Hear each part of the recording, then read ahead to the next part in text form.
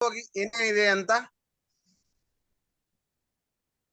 ಒಂದೇ ನಿಮಿಷ. ನಾರಾಯಣ ನಿಖಿಲ ಪೂರ್ಣ ಗುಣೈಕಧಂ ನಿರ್ದೋಷ ಸ್ವಕೈಃ ಅಸ್ಯೋದ್ಭವಾದಿತಮಶೇಷ ವಿಶೇಷತೋಪಿ ವಂದ್ಯಂ ಸದಾ ಪ್ರಿಯತಂ ಭಂಗರಹಿತಂ ಅಜಡಂ ವಿಮಲಂ ಸದಾ ಆನಂದ ತೀರ್ಥಮತುಳಂ ಭಜೆ ತಾಪತ್ರಯಾವಹಂ. ಪೃಥ್ವೀಮಂಡಲಮಧ್ಯಸ್ಥಾಃ ಪೂರ್ಣಬೋಧಮತಾನುಗಾಃ ವೈಷ್ಣವಾಃ ವಿಷ್ಣುಹೃದಯಾಃ ತಾನ್ನಮಸ್ಸೇ ಗುರೂನ್ ನಮ. ಶ್ರೀ ಗುರುಭ್ಯೋ ನಮಃ. ಹರಿ ಓಂ. ಶುರು ಮಾಡಿ. ಉಪಾಧಿ ಅನ್ನೋದು ಅನುಮಾನದ ಒಂದು ದೋಷ, ಸರಿನಾ? ಇಲ್ಲಿ ಪಕ್ಷ, ಹೇತು ಮತ್ತು ಸಾಧ್ಯ ಹೇಳಬೇಕು. ಹೌದು. ಮುಕ್ತ ಪಕ್ಷ ಯಾವ್ದಿಲ್ಲಿ? ಮುಕ್ತ ಅನ್ನೋದು ಪಕ್ಷ. ಆಮೇಲೆ ಏನನ್ನ ಸಾಧನೆ? ಊರ್ಮಿಮಾನ್ ಆಮೇಲೆ ಊರ್ಮಿಮಾನ್ ಸ್ಯಾತ್ ಅನ್ನೋದು ಸಾಧ್ಯ. ದೇಹವತ್ತಃ ಅನ್ನೋದು ಹೇತು. ಹೌದು, ದೇಹವತ್ವ ಎನ್ನುವಂಥದ್ದು ಹೇತು. ಈ ಅನುಮಾನಕ್ಕೆ ಯಾವುದು ದೋಷ? ಉಪಾಧಿ ದೋಷ ಇದೆ. ಉಪಾಧಿ. ಈಗ ನೋಡಿ ಹೇತು ಅಂದ್ರೆ ಏನು? ಹೇತು ಅಂದ್ರೆ ಯಾವ್ದಿದೆ ಅಲ್ಲಿ? ಹೇತುವಿನ ಸ್ಥಾನದಲ್ಲಿ ಯಾವ್ದಿದೆ? ವತ್ವ ಅನ್ನೋದಿದೆ. ದೇಹವತ್ವ ಇದೆ. ಅದೇ ರೀತಿ ಉಪಾಧಿ ಅಂತ ದೋಷ. ಉಪಾಧಿಯ ಸ್ಥಾನದಲ್ಲಿ ಯಾವ್ದಿದೆ ಅಂತಂದ್ರೆ ಅಶುದ್ಧ ದೇಹವತ್ವ. ಏನು? ಅಶುದ್ಧ ದೇಹವತ್ವ. ಸರಿನಾ?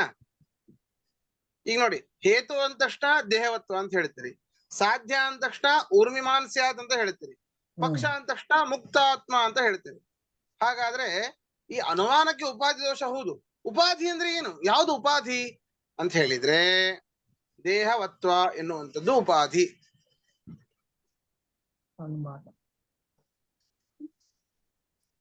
ಸಾರಿ, ಅಶುದ್ಧ ದೇಹವತ್ವ ಎನ್ನುವಂಥದ್ದು ಉಪಾಧಿ. ಹೌದಾ? ಆ ಒಂದು ಉಪಾಧಿಯ ಲಕ್ಷಣ ಉಂಟು. ಎಲ್ಲೆಲ್ಲಿ ಸಾಧ್ಯ ಇರ್ತದೋ ಅಲ್ಲಲ್ಲಿ ಉಪಾಧಿ ಇರ್ತದೆ, ಎಲ್ಲೆಲ್ಲಿ ಹೇತು ಇರ್ತದೋ ಅಲ್ಲಲ್ಲಿ ಉಪಾಧಿ ಇರೋದಿಲ್ಲ. ಎಲ್ಲೆಲ್ಲಿ ಅಂದ್ರೆ ಎಲ್ಲ ಕಡೆಯಲ್ಲೂ ತಗೋಬೇಕು, ಎಲ್ಲ ಜಾಗದಲ್ಲೂ. ಊರ್ಮಿಮಾನ್ ಸ್ಯಾತ್, ಊರ್ಮಿಮತ್ವ ಎಲ್ಲಿದೆ? ಸಂಸಾರಿಯ ಜೀವನಲ್ಲಿ ಇದೆ. ಅದೊಂದು ದೋಷ ಅಂತ ಹೇಳಿದ್ದೇನೆ ನಾನು. ಅಲ್ಲಿ ಸಂಸಾರಿ ಜೀವನಲ್ಲಿ ಚೈತ್ರ ಅಂತ ಅವನ ಒಬ್ಬ ವ್ಯಕ್ತಿಯ ಹೆಸರಿದೆ ಅಂತ ಇಟ್ಕೊಳ್ಳಿ. ಅಲ್ಲಿ ಅವನ ಹೆಸರೇನು? ಚೈತ್ರ. ಅವನು ಸಂಸಾರಿಯಾಗಿದ್ದಾನೆ, ಆದ್ರಿಂದ ಊರ್ಮಿ ಎಂಬುವಂತಹ ದೋಷವುಳ್ಳವನಾಗಿದ್ದಾನೆ. ಅವನಿಗೆ ಶರೀರ ಇದೆ, ಆದ್ರಿಂದ ಇದು ಪಾಂಚಭೌತಿಕ ಶರೀರ. ಆದ್ದರಿಂದಾಗಿ ಉಪಾಧಿ ಯಾವುದು? ಅಶುದ್ಧ ದೇಹ. ಅವನ ದೇಹ ಅಶುದ್ಧ ದೇಹವಾಗಿದೆ, ಆದ್ದರಿಂದ ಅವನಲ್ಲಿ ಅಶುದ್ಧ ದೇಹವತ್ವ ಎನ್ನುವಂತಹ ಉಪಾಧಿ ಇದೆ. ಹಾಗಾದ್ರೆ ಸಾಧ್ಯ ಇದ್ದಲ್ಲಿ ಬಂತ? ಉಪಾಧಿ ಬಂತ ಸಾಧ್ಯ ಇದ್ದಲ್ಲಿ? ಬಂತಲ್ಲ, ಸಂಸಾರಿ ಜೀವನ ಅಶುದ್ಧ ದೇಹ. ಅದೇ ರೀತಿ ಹೇತು ಇದ್ದಲ್ಲೆಲ್ಲ ಉಪಾಧಿ ಇರಬಾರದು. ಹೇತು ಯಾವುದು? ದೇಹವತ್ವ. ಎಲ್ಲೆಲ್ಲೆಲ್ಲೆಲ್ಲೆಲ್ಲಿ ಇದೆ ದೇಹವತ್ವ? ಸಂಸಾರಿಯಲ್ಲೂ ಇದೆ, ಆದ್ರೆ ಉಪಾಧಿ ಇರಬಾರದು ಅಂತ ಹೇಳಿಕ್ ಆಗೋದಿಲ್ಲ. ಈಗಾದ್ರೂ ಉಪಾಧಿ ಇದೆ ಅಂತ ಹೇಳಿದ್ದೇವೆ. ದೇಹವತ್ವ ಬರೀ ಸಂಸಾರಿಯಲ್ಲಿ ಮಾತ್ರ ಇದೆನಾ? ಪರಮಾತ್ಮನಲ್ಲೂ ಇದೆ ದೇಹವತ್ವ. ಜ್ಞಾನಾನಂದಮಯ ಶರೀರ ಅವನು. ಅವನ ದೇಹ ಹೇಗಿದೆ? ಜ್ಞಾನಾನಂದಮಯಂ ದೇಹಂ ನಿರ್ಮಲ ಸ್ಫಟಿಕಾಕೃತಿಂ. ಹೌದಾ? ಅವನ ದೇಹ ಜ್ಞಾನಾನಂದಮಯವಾದದ್ದು. ದೇಹ ಇದೆ, ಆದ್ರೆ ಅಶುದ್ಧ ದೇಹವತ್ವ ಇದೆನಾ ಅವನಲ್ಲಿ? ಇಲ್ಲ. ಸಾಧ್ಯ ಇದ್ದಲ್ಲಿ ಉಪಾಧಿ ಇದೆ, ಹೇತು ಇದ್ದಲ್ಲಿ ಉಪಾಧಿ ಇಲ್ಲ. ಇದೇ ಉಪಾಧಿಯ ಲಕ್ಷಣ. ಅದರಿಂದಾಗಿ ಅನುಮಾನಕ್ಕೆ ಉಪಾಧಿ ದೋಷ ಬಂತು, ನಿಮ್ಮ ಅನುಮಾನ ಬಿದ್ದು ಹೋಯಿತು. ಇಷ್ಟೇ ಇರೋದು. ಆದ್ರೆ ಇಷ್ಟೊತ್ತು ಬೇಕಾಯ್ತು.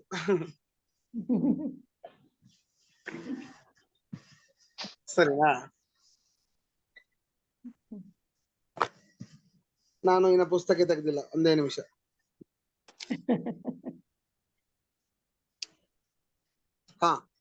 ಒಂದ್ಸರಿ ಶ್ಲೋಕವನ್ನು ಓದಿ ಬಿಡೋಣ, ಪದಚ್ಛೇದ ಅರ್ಥವನ್ನು ಹೇಳ್ತಾ ಹೋಗ್ತೇನೆ. ನನು ವಿಪ್ರತಿಪನ್ನ ಸ್ಯಾತ್ ಊರ್ಮಿಮಾನ್ ದೇಹವತ್ವತಃ. ನೋಡಿ, ಶ್ಲೋಕ ಓದ್ಬೇಕಾದ್ರೇನೆ ಎಲ್ಲ ಗೊತ್ತಾಗ್ತಾ ಇದೆ, ತಾತ್ಪರ್ಯ ಗೊತ್ತಾದ್ಮೇಲೆ. ಈಗ ಚೈತ್ರೋ ಯಥೇತ್ಯುಪಾಧಿ ಸ್ಯಾತ್ ತತ್ರ ಚ ಶುದ್ಧ ದೇಹಿತ.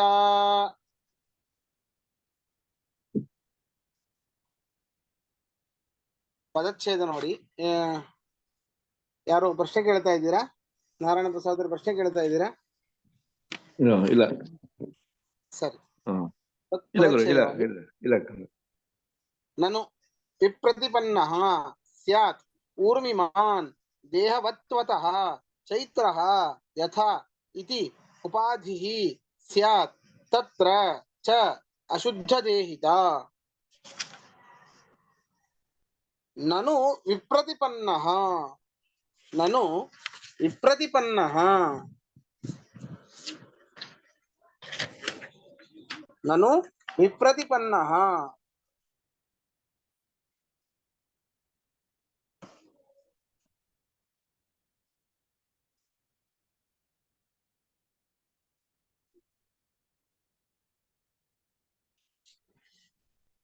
ವಿಪ್ರತಿಪನ್ನಃ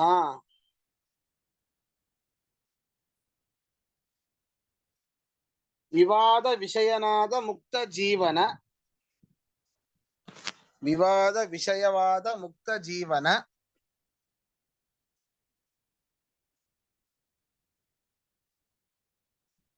ವಿವಾದ ವಿಷಯವಾದ ವಿಷಯನಾದ ಮುಕ್ತ ಜೀವನ, ದೇಹವತ್ವತಃ ದೇಹ ಉಳ್ಳತನದಿಂದ, ದೇಹವತ್ವತಃ ದೇಹ ಉಳ್ಳತನದಿಂದ,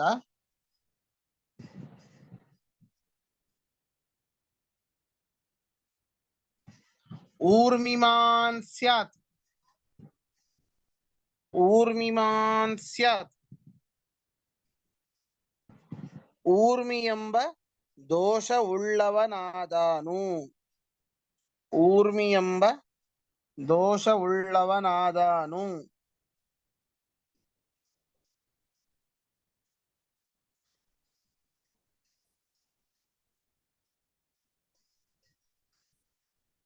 ಊರ್ಮಿ ಎಂಬ ದೋಷ ಉಳ್ಳವನಾದನು. ಚೈತ್ರೋ ಯಥ, ಚೈತ್ರೋ ಯಥ ಚೈತ್ರನೆಂಬ ಸಂಸಾರಿ ಜೀವನಂತೆ, ಚೈತ್ರನೆಂಬ ಸಂಸಾರಿ ಜೀವನಂತೆ,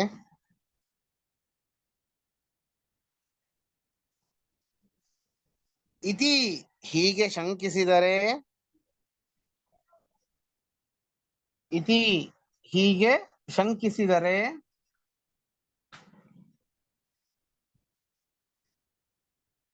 ತತ್ರ ಚ ಆ ಅನುಮಾನದಲ್ಲಿ, ತತ್ರ ಚ ಆ ಅನುಮಾನದಲ್ಲಿ,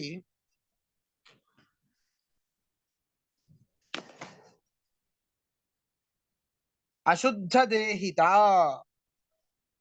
ಅಶುದ್ಧ ದೇಹಿತ,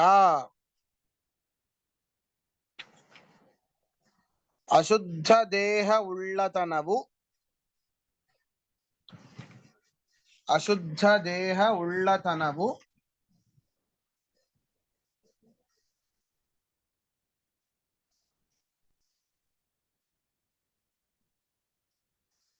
ಅಶುದ್ಧ ದೇಹ ಉಳ್ಳತನವು,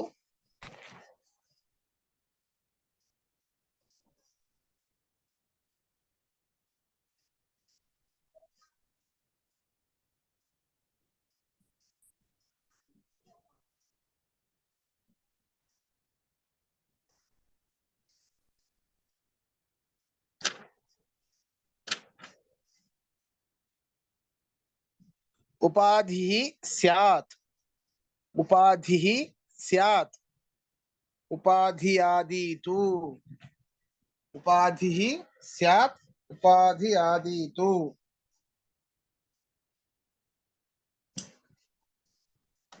ಪ್ರಶ್ನೆ ಇದ್ರೆ ಕೇಳಿ.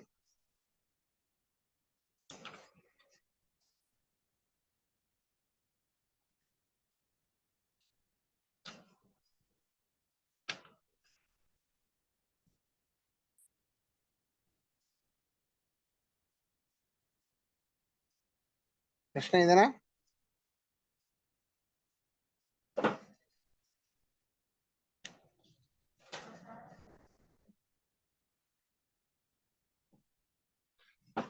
ಮುಂದೆ ಹೋಗ್ಲಾ? ಮುಂದೆ ಶ್ಲೋಕಕ್ಕೆ ಹೋಗೋಣ. ಸರಿ ಸರಿ ಸರಿ. ನೋಡಿ,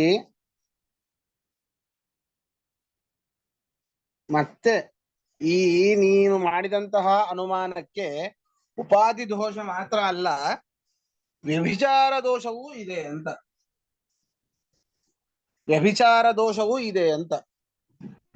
ಏನು ವ್ಯಭಿಚಾರ ಅಂತಂದ್ರೆ ನೋಡಿ, ಸಾಧ್ಯ ಇಲ್ಲದೆ ಇರುವಂತಹ ಆ ವ್ಯಭಿಚಾರದ ಲಕ್ಷಣ ಏನು ಗೊತ್ತಾ? ಈಗ ಉಪಾಧಿಯ ಲಕ್ಷಣ ನಾವು ಹೇಳಿದ್ವಿ. ಎಲ್ಲೆಲ್ಲಿ ಸಾಧ್ಯ ಇರ್ತದೋ ಅಲ್ಲಲ್ಲಿ ಉಪಾಧಿ ಇರ್ತದೆ. ಎಲ್ಲೆಲ್ಲಿ ಹೇತು ಇರೋದಿಲ್ವೋ ಹೇತು ಇರ್ತದೋ ಅಲ್ಲಲ್ಲಿ ಉಪಾಧಿ ಇರೋದಿಲ್ಲ ಅಂತ ನಾವು ಉಪಾಧಿಯ ಲಕ್ಷಣ. ಸಾಧ್ಯ ವ್ಯಾಪಕತ್ವೇ ಸತಿ ಸಾಧನ ಅವ್ಯಾಪಕತ್ವಂ ಅಂತ ಉಪಾಧಿ ಅಂತ ಹೇಳಿದ್ವಿ. ಅದೇ ರೀತಿ ವ್ಯಭಿಚಾರದ ಲಕ್ಷಣವೂ ಕೂಡ ಇದೆ. ಸಾಧ್ಯ ಭಾವವತ್ ಹೇತು ವೃತ್ತಿ ವ್ಯಭಿಚಾರ. ಸಾಧ್ಯ ಭಾವವತ್ತಾದ ವಸ್ತುವಿನಲ್ಲಿ ಹೇತು ಇತ್ತು ಅಂತ ಆದ್ರೆ ವ್ಯಭಿಚಾರ ಅಂತ. ಏನಿದು ಗೊತ್ತಾಗ್ಲಿಲ್ಲ. ಸಾಧ್ಯ ಎಲ್ಲಿ ಇರೋದಿಲ್ವೋ ಅಂತಹ ಒಂದು ಸ್ಥಳದಲ್ಲಿ ಹೇತು ಇತ್ತು ಅಂತ ಆದ್ರೆ ವ್ಯಭಿಚಾರ. ಗೊತ್ತಾ? ಸಾಧ್ಯ ಎಲ್ಲಿ ಇರೋದಿಲ್ವೋ ಅಂತಹ ಒಂದು ಸ್ಥಳದಲ್ಲಿ ಹೇತು ಇತ್ತು ಅಂತಾದ್ರೆ ವಿಚಾರ. ಈಗ ಇಲ್ಲಿ ಸಾಧ್ಯ ಯಾವುದು? ಇದೇ ಅನುಮಾನ. ಇದೇ ಅನುಮಾನದಲ್ಲಿ ಸಾಧ್ಯ ಯಾವುದು? ಹಿಂದಿನ ಪದ್ಯನಾ? ಹಾ, ಹೌದೌದೌದು. ಅದೇ ಅನುಮಾನಕ್ಕೆ ಮತ್ತೆ ಇನ್ನೊಂದು ದೋಷವನ್ನು ಹೇಳ್ತಾ ಇದ್ದಾರೆ. ಊರ್ಮೀಮಾಂಸ. ಹಾ, ಶಬಾಷ್. ಸಾಧ್ಯ ಊರ್ಮಿಮಾಂಸ್ಯಾತ್. ಸಾಧ್ಯ ಎಲ್ಲಿ ಇರೋದಿಲ್ವೋ ಅಲ್ಲಿ ಹೇತು ಇರಬೇಕು. ಹಾಗಾದ್ರೆ ಸಾಧ್ಯ ಎಲ್ಲಿ ಇಲ್ಲ, ಊರ್ಮಿ ಅಂದ್ರೆ ಏನದು? ದೋಷ. ಹಾ, ಅಂತಹ ದೋಷ ಯಾರಲ್ಲಿ ಇಲ್ಲ? ಪರಮಾತ್ಮನಲ್ಲಿ ಇಲ್ಲ, ಭಗವಂತನಲ್ಲಿ ಅಷ್ಟೇ. ಹಾ, ಪರಮಾತ್ಮನಲ್ಲಿ ಇಲ್ಲ. ಹಾಗಾದ್ರೆ ಅಲ್ಲಿ ಸಾಧ್ಯ ಇಲ್ಲ. ಸಾಧ್ಯ ಭಾವ ಅವನಲ್ಲಿ ಇದೆ. ಹೌದಾ? ಸಾಧ್ಯ ಭಾವವತ್ ಆದ ಆ ಪರಮಾತ್ಮ ಅವನಲ್ಲಿ ದೇಹವತ್ವ. ಹೇತು ಯಾವುದು? ಹೇತು ಬಂದು ದೇಹವತ್ವ. ದೇಹವತ್ವ. ದೇಹವತ್ವ ದೇಹವತ್ವ ಅವನಲ್ಲಿ ಇದೆನಾ? ಇದೆ. ಶಬಾಷ್ ಶಬಾಷ್. ಹಾಗಾದ್ರೆ ಸಾಧ್ಯ ಇಲ್ಲದೇ ಇರುವಂತಹ ಸ್ಥಳನಾದ ಪರಮಾತ್ಮನಲ್ಲಿ ಹೇತುವಾದ ದೇಹವತ್ವ ಇದೆ. ಆದ್ದರಿಂದಾಗಿ ನಿಮ್ಮ ಅನುಮಾನಕ್ಕೆ ವ್ಯಭಿಚಾರ ದೋಷ. ಗೊತ್ತಾಯ್ತಾ? ಹಾ, ಸ್ವಲ್ಪ ಸ್ವಲ್ಪ ಅಲ್ಲ, ಸೇಮ್ ಉಪಾಧಿ ತರಾನೇ, ಸರಿನಾ? ಎಲ್ಲಿ ಸಾಧ್ಯ ಇರೋದಿಲ್ವೋ ಅಂತಹ ಒಂದು ಸ್ಥಳದಲ್ಲಿ ಹೇತು ಇತ್ತು ಅಂತಾದ್ರೆ ವ್ಯಭಿಚಾರ, ಸರಿನಾ? ಇದು ಅದರ ಲಕ್ಷಣ. ಸಾಧ್ಯ ಯಾವುದು? ಊರ್ಮೀಮಾಂಸ. ಹಾಗಾದ್ರೆ ಈ ಒಂದು ಊರ್ಮಿ ಎಂಬುವಂತ ದೋಷ ಎಲ್ಲಿ ಇಲ್ಲ? ಪರಮಾತ್ಮ, ಭಗವಂತನಲ್ಲಿ ಇಲ್ಲ. ಕಾರಣ ಆ ಒಂದು ಆನಂದಮಯ ದೇಹ. ಶಬಾಷ್. ದೋಷ ಇಲ್ಲ. ಇಂತಹ ಪರಮಾತ್ಮನಲ್ಲಿ ಸಾಧ್ಯ ಇಲ್ಲದೆ ಇರುವಂತಹ ಪರಮಾತ್ಮನಲ್ಲಿ, ಅರ್ಥಾತ್ ಸಾಧ್ಯವಾದ ಊರ್ಮಿಮಾನ್ ಸ್ಯಾತ್ ಎನ್ನುವಂತಹ ಈ ಒಂದು ಸಾಧ್ಯ ಇಲ್ಲದೆ ಇರುವಂತಹ ಪರಮಾತ್ಮನಲ್ಲಿ ಹೇತುವಾದದ್ದು ಯಾವುದಿದೆ? ದೇಹವತ್ವ. ದೇಹವತ್ವ. ಹಾಗಾದ್ರೆ ಸಾಧ್ಯಾಭಾವವತ್ತಾದ ಪರಮಾತ್ಮನಲ್ಲಿ ದೇಹವತ್ವ ರೂಪ ಹೇತು ಇದೆ. ಆದ್ದರಿಂದಾಗಿ ನಿಮ್ಮ ಅನುಮಾನವು ದುಷ್ಟವಾಯಿತು. ಅದು ಇರಬಾರದು ಅಂತ. ವ್ಯಭಿಚಾರ ಅದೊಂದು ದೋಷ. ಎಲ್ಲೆಲ್ಲಿ ಸಾಧ್ಯ ಇರ್ತದೋ ಅಲ್ಲಿ ಮಾತ್ರ ಹೇತು ಇರಬೇಕು. ನೀವು ಆ ಹೇತುವಿನಿಂದ ಸಾಧ್ಯವನ್ನ ಸಾಧನೆ ಮಾಡ್ಲಿಕ್ಕೆ ಹೊರಟಿದ್ದೀರಿ ಅಂತಂದ್ರೆ ಅವೆರಡಕ್ಕೆ ವ್ಯಾಪ್ತಿ ಇರಬೇಕು, ಅವೆರಡಕ್ಕೆ ಅವಿನಾಭಾವ ಇರಬೇಕು. ನಾನು ಹಿಂದೆ ಹೇಳಿದೆ ಅವಿನಾಭಾವ ಅಂತ, ಹಿಂದೆ ಒಂದು ಶ್ಲೋಕದಲ್ಲಿ ಬಂದಿತ್ತು, ಸರಿನಾ? ಬೇರೆ ಇದನ್ನು ಸಾಧನೆ ಮಾಡುತ್ತೆ ಅಂತಂದ್ರೆ, ಹಾಗಾದ್ರೆ ಸಾಧ್ಯವನ್ನ ಬಿಟ್ಟು ಬೇರೆ ಸ್ಥಳದಲ್ಲೂ ಇದೆ ಅಂತಂದ್ರೆ ಈ ಒಂದು ಸಾಧ್ಯವನ್ನ ಸಾಧಿಸಿಕೊಡುವಂತಹ ಸಾಮರ್ಥ್ಯ ಈ ಹೇತುವಿಗೆ ಇಲ್ಲ ಅಂತ ಅರ್ಥ. ಅದೊಂದು ದೋಷ, ದೊಡ್ಡ ದೋಷ, ವ್ಯಭಿಚಾರ ಅಂತ. ವ್ಯಭಿಚಾರ ಅಂತ ದೊಡ್ಡ ದೋಷ. ಗೊತ್ತಾಯ್ತಾ?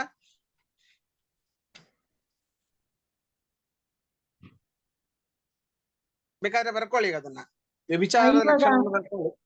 ಅದೇ ಊರ್ಮಿ ಅನ್ನೋದು ದೋಷ ಅಂತ ಹೇಳಿದ್ರಿ, ಅಂದ್ರೆ ಪಂಚಭೌತಿಕ ದೇಹದಲ್ಲಿ ಈ ಒಂದು ದೋಷ ಇರುತ್ತೆ, ನೋಡಿ ಪರಮಾತ್ಮನಲ್ಲಿ ವಿಚಾರ ದೋಷ ಮಾಡಿ, ಇಲ್ಲ. ಸ್ವಲ್ಪ ವಿಚಾರ ಮಾಡಿ. ಆ ಊರ್ಮಿ ದೋಷ ನಮ್ಮ ದೇಹಕ್ಕೆ, ಈ ವ್ಯಭಿಚಾರ ದೋಷ ಅನುಮಾನಕ್ಕೆ.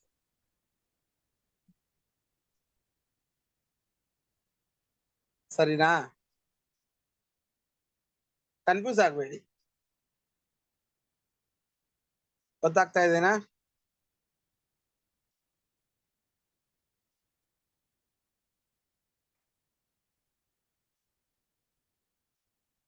ಊರ್ಮಿ ಅನ್ನುವಂತ ದೋಷ ಯಾರಿಗೆ? ಸಂಸಾರಿಗಳಿಗೆ ಅದೊಂದು ದೋಷ ಅಷ್ಟೇ, ಅದನ್ನ ಸಾಧ್ಯವನ್ನಾಗಿ ಮಾಡಿದ್ದಾರೆ. ಸರಿನಾ? ಈಗ ಅಂದ್ರೆ ನೋಡಿ, ಒಂದು ಅನುಮಾನವು ತಪ್ಪು ಅಂತ ಹೇಳಿಕ್ಕೆ ಒಂದು ದೋಷವನ್ನು ಹೇಳಿದ್ರು ಸಾಕು, ಸರಿನಾ? ಆದ್ರೆ ನಿನ್ನ ಅನುಮಾನದಲ್ಲಿ ಒಂದಲ್ಲಪ್ಪ ಎರಡೆರಡು ದೋಷಗಳಿವೆ ಅಂತ. ಉಪಾಧಿ ದೋಷ ಇದೆ, ಹೌದು, ವ್ಯಭಿಚಾರ ದೋಷವೂ ಇದೆ.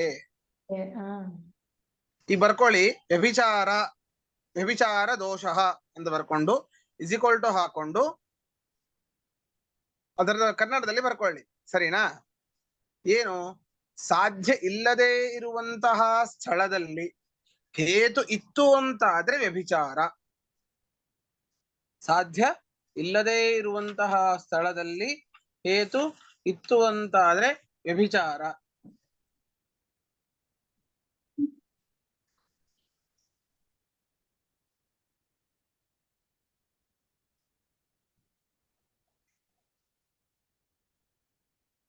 ಗೊತ್ತಾಯ್ತಾ? ಬರ್ಕೊಂಡ್ರ?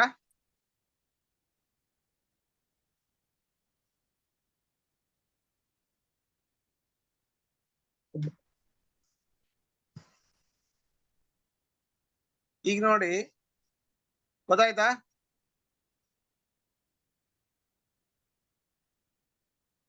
ಮುಂದೆ ಹೋಗ್ಲಾ?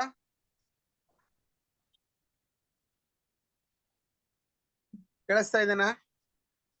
ಕೇಳಿಸ್ತಾ ಇದೆ ಆಚಾರ್ಯ. ಕೇಳಿಸ್ತಾ ಉಂಟು ಗುರು. ಕೇಳಿಸ್ತಾ ಇದೆ. ಮುಂದೆ ಹೋಗ್ಲಾ? ಹಾ, ಆಯ್ತಾಯ್ತು. ಈಗ ಅವನು ಹೇಳ್ತಾ ಇದ್ದಾನೆ, ದೋಷ ಯಾಕೆ ಬಂತು ಹೇಳಿ? ವ್ಯಭಿಚಾರ ದೋಷ ಯಾಕೆ ಬಂತು ಹೇಳಿ? ಈಗ ಪರಮಾತ್ಮನ ದೇಹದ ಬಗ್ಗೆ ಹೇಳಿದ್ರಿ, ದೇಹ ತತ್ವ ಅಂತ ಹೇಳಿದ್ರಿ. ಹಾ, ಪರಮಾತ್ಮ ಎಂತವನಾಗಿದ್ದಾನೆ? ಅವನು ಸಾಧ್ಯ ಮಂಗಳಮಯ. ಭಗವತ್ತಾಗಿದ್ದಾನೆ. ಅಂದ್ರೆ ಸಾಧ್ಯ ಅವನಲ್ಲಿ ಇಲ್ಲ, ಹೌದು. ಹೌದಾ? ಅಂಥ ಪರಮಾತ್ಮನಲ್ಲಿ ಹೇತುವಾದದ್ದು ಯಾವುದು ಬಂತು? ದೇಹ, ಮಂಗಳಮಯ ದೇಹ.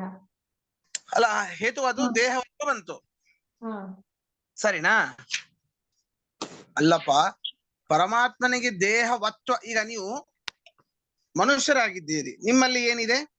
ದೇಹ ಇದೆ. ಅಲ್ಲಲ್ಲ, ಮನುಷ್ಯತ್ವ ಇದೆ, ಮನುಷ್ಯತ್ವ. ಹಾ ಹಾ, ಹೌದಾ? ಈಗ ಅವನಿಗೆ ದೇಹ ಇದೆ, ಆದ್ರಿಂದ ಅವನಲ್ಲಿ ದೇಹವತ್ವ ಬಂತು. ಈಗ ನಿಮ್ಮಲ್ಲಿ ಮನುಷ್ಯತ್ವವೇ ಬರದೇ ಹೋಗ್ಬೇಕು ಅಂದ್ರೆ ನೀವೇನಾಗಬೇಕು? ಅಲ್ಲಿಗೆ ಇದಿರ್ಬಾರ್ದು, ಮನುಷ್ಯನಾಗಿರ್ಬಾರ್ದು. ಹಾ, ನೀವು ಮನುಷ್ಯರೇ ಅಲ್ಲ ಅಂತ ಹೇಳ್ಬೇಕು ನಾನೀಗ. ಈಗ ಅವನು ಆ ವ್ಯಭಿಚಾರ ದೋಷವನ್ನ ಪರಿಹಾರ ಮಾಡ್ಕೊಳ್ತಾ ಇದ್ದಾನೆ.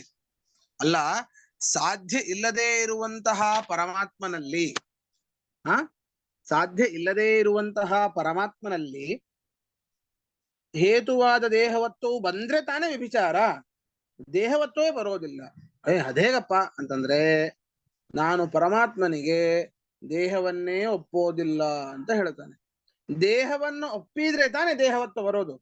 ನೀವು ನಾವೆಲ್ಲ ಮನುಷ್ಯರು ಅಂತ ಒಪ್ಪಿದ್ರೆ ನಮ್ಮಲ್ಲಿ ಮನುಷ್ಯತ್ವ ಬರೋದು. ಗೊತ್ತಾಯ್ತಾ ಕಾನ್ಸೆಪ್ಟು? ಹಾ ಆಚಾರ್ಯ, ಗೊತ್ತಾಯ್ತು. ಗೊತ್ತಾಯ್ತಾ? ಆದ್ರಿಂದ ಪರಮಾತ್ಮನಿಗೆ ದೇಹವೇ ಇಲ್ಲ ಅಂತ ಹೇಳ್ಬಿಟ್ರೆ ಮುಗುದೇ ಹೋಯ್ತಲ್ಲ, ಹೇತುವೇ ಬರ್ಲಿಲ್ಲ. ಅದು ವ್ಯಭಿಚಾರ ದೋಷ ಎಲ್ಲಿ ಬಂತು? ದೋಷ ಇಲ್ಲ ಅಂತ ಅವನೇನಾದ್ರೂ ಪರಿಹಾರ ಮಾಡ್ಕೊಂಡ್ರೆ ಮೂರ್ಖ ಶಿರೋಮಣಿ ಅಂತ ಹೇಳ್ತಾ ಇದ್ದಾರೆ. ಏನು, ನೀ ಒಂದ್ ವೇಳೆ ಪರಮಾತ್ಮನಿಗೆ ದೇಹವೇ ಇಲ್ಲ ಅಂತ ಹೇಳ್ಬಿಟ್ರೆ, ನೀನು ಪರಮಾತ್ಮನಲ್ಲಿ ಅನಂತ ಗುಣಗಳನ್ನು ಒಪ್ಪೋದಿಲ್ಲ. ಹೌದು, ಕತಿಪಯ ಗುಣಾಹ ಈಶ್ವರೇ ಸಂತಿ ಅಂತ ಹೇಳ್ತೀಯಲ್ಲ, ಕೆಲವೊಂದು ಗುಣಗಳು, ಇಚ್ಛಾ, ಜ್ಞಾನ, ಪ್ರಯತ್ನ ಎಲ್ಲವೂ ಕೂಡ ಈಶ್ವರನಲ್ಲಿ ಇದೆ ಅಂತ ಹೇಳ್ತೀಯಲ್ಲ. ಅವನಲ್ಲಿ ಹೇಗೆ ಹೇಳ್ತಿ? ದೇಹ ಇದ್ರೆ ತಾನೇ ಅವನ ಇಚ್ಛೆ ಬರೋದು, ಹಾ, ಜ್ಞಾನಕ್ಕೆ ಆಶ್ರಯವಾಗೋದು, ಪ್ರಯತ್ನ ಬರೋದು. ದೇಹವೇ ಇಲ್ಲ ಅಥವಾ ಇವುಗಳನ್ನ ಹೇಗೆ ಹೇಳ್ತಿ ನೀನು? ಇವುಗಳನ್ನ ಹೇಳ್ತಿ ಅಂದ್ಮೇಲೆ ಅವನು ದೇಹ ಉಳ್ಳವನಾಗಿದ್ದಾನೆ ಅಂತ ಹೇಳ್ಬೇಕು. ದೇಹ ಉಳ್ಳವನಾದ ಮೇಲೆ ದೇಹವತ್ವ ರೂಪ ಹೇತು ಬರುತ್ತೆ, ಸಾಧ್ಯ ಬರೋದಿಲ್ಲ. ಆದ್ರಿಂದಾಗಿ ವ್ಯಭಿಚಾರ ಎನ್ನುವಂಥದ್ದು ಇದ್ದೇ ಇದೆ. ಈಗ ನೋಡಿ, ಶಶವಿಷಾಣದಂತೆ ಅಲ್ಲ, ದೇಹ ಇಲ್ಲದೆ ಹೋದ್ರೆ ಜ್ಞಾನ ಇಚ್ಛಾ ಪ್ರಯತ್ನಗಳು ಯಾಕೆ ಬರೋದಿಲ್ಲ? ಈಗ ನೋಡಿ, ಶಶ ಅಂದ್ರೇನು? ಮೊಲ. ಶಬಾಷ್ ಶಬಾಷ್, ಮೊಲ. ವಿಷಾಣ ಅಂದ್ರೇನು? ಕೊಂಬು. ಶಬಾಷ್, ಕೊಂಬು. ಶಶ ವಿಷಾಣ ಅಂತಂದ್ರೆ ಮೊಲಕ್ಕೆ ಕೊಂಬು. ಮೊಲಕ್ಕೆ ಕೊಂಬು ಎನ್ನುವಂತಹ ವಸ್ತು ಎಲ್ಲೂ ಇಲ್ಲವೇ ಇಲ್ಲ. ಮೊಲಕ್ಕೆ ಎಲ್ಲಾದ್ರೂ ಕೊಂಬು ನೋಡಿದ್ದೀರಾ? ಇಲ್ಲ. ಹಾಗೆ ಆ ಇಲ್ಲದೆ ಇರುವಂತಹ ಆ ಒಂದು ವಸ್ತು, ಕೊಂಬುಳ್ಳಂತಹ ಮೊಲಕ್ಕೆ ಜ್ಞಾನ ಇಚ್ಛಾ ಪ್ರಯತ್ನಗಳು ಬರ್ಲಿಕ್ಕೆ ಸಾಧ್ಯನಾ? ಬರೀ ಮೊಲಕ್ಕೆ ಬರಬಹುದು, ಕೊಂಬುಳ್ಳಂತಹ ಮೊಲಕ್ಕೆ ಬರ್ಲಿಕ್ಕೆ ಸಾಧ್ಯ. ಯಾಕೆ? ಕೊಂಬುಳ್ಳಂತಹ ಮೊಲವೇ ಇಲ್ಲ. ಸರಿನಾ? ಹೇಗೆ ಕೊಂಬುಳ್ಳಂತಹ ಮೊಲಕ್ಕೆ ದೇಹವಿಲ್ಲ, ಯಾಕೆ? ಅದೇ ಇಲ್ಲ, ಆದ್ರಿಂದ ಇಚ್ಛಾದಿಗಳು ಇಲ್ಲವೋ, ಹಾಗೆ ದೇಹ ಇಲ್ಲದೇ ಇರುವಂತಹ ಪರಮಾತ್ಮನಿಗೆ ಇಚ್ಛಾದಿಗಳು ಬರ್ಲಿಕ್ಕೆ ಹೇಗ್ ಸಾಧ್ಯ? ನೀನು ಜ್ಞಾನ ಇಚ್ಛಾ ಪ್ರಯತ್ನಗಳನ್ನ ಒಪ್ಪಬೇಕು ಅಂತ ಹೇಳಿದ್ರೆ ದೇಹವನ್ನ ಅಂಗೀಕಾರ ಮಾಡಬೇಕು. ಯಾವಾಗ ದೇಹವನ್ನ ಅಂಗೀಕಾರ ಮಾಡ್ತೀಯೋ ಆವಾಗ ಹೇತು ಅವನಲ್ಲಿ ಬಂತು, ಸಾಧ್ಯ ಇಲ್ಲ, ವ್ಯಭಿಚಾರ ಇದ್ದೇ ಇದೆ ಅಂತ ಅವನನ್ನ ಖಂಡನೆ ಮಾಡ್ತಾ ಇದ್ದಾರೆ. ಗೊತ್ತಾಯ್ತಾ?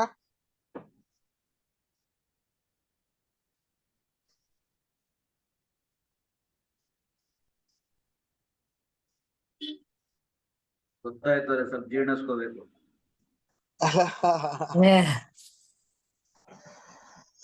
ಸ್ವಲ್ಪ ಕಷ್ಟ ಇದೆ, ಸರಿನಾ?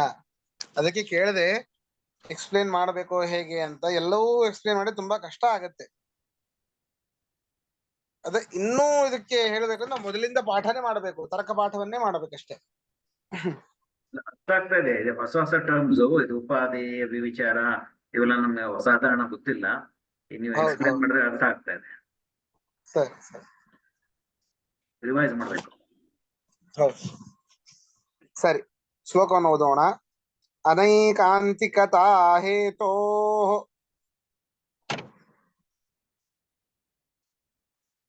ದೇಹವತ್ವಾದಧೀಶಿತುಃ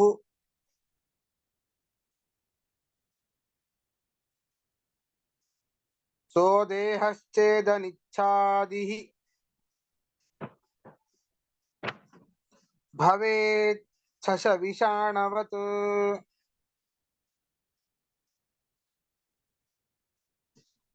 ಪದಚ್ಛೇದ ನೋಡಿ. ಅನೇಕಾಂತಿಕತಾ ಹೇತೋಃ ದೇಹವತ್ವಾತ್ ಅಧೀಶಿತುಃ ಸಹ ಅದೇಹಃ ಚೇತ್ ಅನಿಚ್ಛಾದಿಃ ಭವೇತ್ ಶಶವಿಷಾಣವತ್. ಅನ್ವಯ ನೋಡಿ. ಅಧೀಶಿತುಃ ಪರಮೇಶ್ವರನಿಗೆ, ಅಧೀಶಿತುಃ ಪರಮಾತ್ಮನಿಗೆ,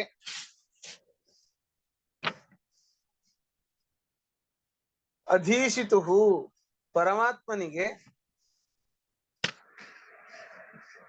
ದೇಹವತ್ವಾತ್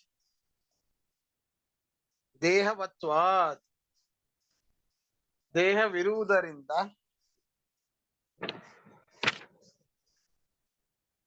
ದೇಹವಿರುವುದರಿಂದ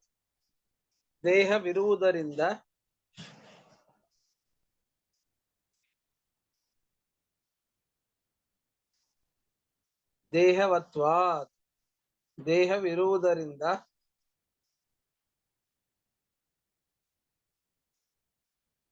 ಹೇತೋಃ ದೇಹವತ್ವವೆಂಬ ಹೇತುವಿಗೆ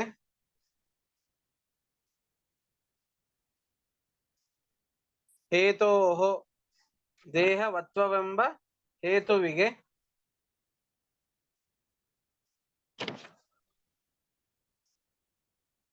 ಅನೈಕಾಂತಿಕತಾ ಅನೈಕಾಂತಿಕತಾ ನೋಡಿ, ಅನೈಕಾಂತಿಕತಾ ವ್ಯಭಿಚಾರವು ಬರುತ್ತದೆ. ಅನೈಕಾಂತಿಕ ಅಂತಂದ್ರು ಒಂದೇ, ವ್ಯಭಿಚಾರ ಅಂತಂದ್ರು ಒಂದೇ, ಸರಿನಾ?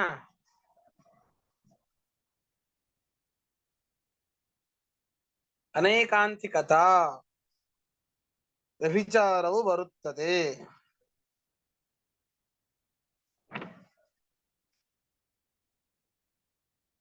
ಸಹ ಅದೇಹಶ್ಚೇತ್, ಸಹ ಅದೇಹಶ್ಚೇತ್ ಪರಮಾತ್ಮನು ದೇಹವಿಲ್ಲದವನಾದರೆ, ಪರಮಾತ್ಮನು ದೇಹವಿಲ್ಲದವನಾದರೆ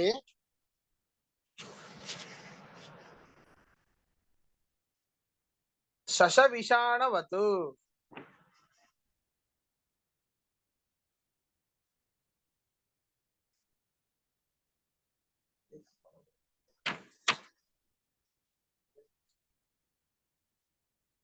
ಶಶವಿಷಾಣವತು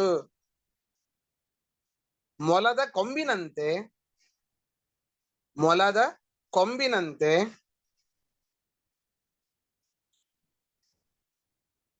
ಅನಿಚ್ಛಾದಿಹಿ ಭವೇತ್, ಅನಿಚ್ಛಾದಿಹಿ ಭವೇತ್ ಇಚ್ಛಾದಿಗಳು ಇಲ್ಲದಿರುವವನು ಆದಾನು, ಇಚ್ಛಾದಿಗಳು ಇಲ್ಲದಿರುವವನು ಆದಾನು, ಇಚ್ಛಾದಿಗಳು ಇಲ್ಲದಿರುವವನು ಆದಾನು. ಪ್ರಶ್ನೆ ಇದ್ರೆ ಕೇಳಿ.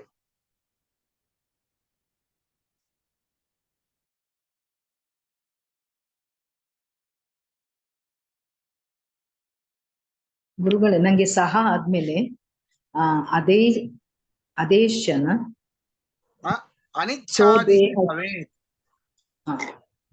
ಒಂದ್ ನಿಮಿಷ ಸಹ ಅಲ್ಲ. ಆದ್ಮೇಲ, ಹಾ ಸಹ ಆದ್ಮೇಲೆ ಅದೇಹಶ್ಚೇತ್, ಹಾ ಅದೇಹಶ್ಚೇತ್. Thank you. ಸರಿ,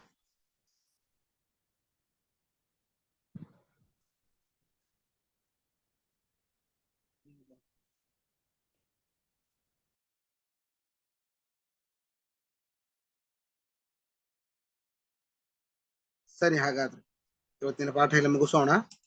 ಶ್ರೀಕೃಷ್ಣಾರ್ಪಣಮಸ್ತು. ಮಧ್ವೇಶ. ಧನ್ಯವಾದ ಆಚಾರ್ಯ. ನಮಸ್ಕಾರ ಗುರುಗಳೇ. ನಮಸ್ಕಾರ ಗುರುಗಳೇ.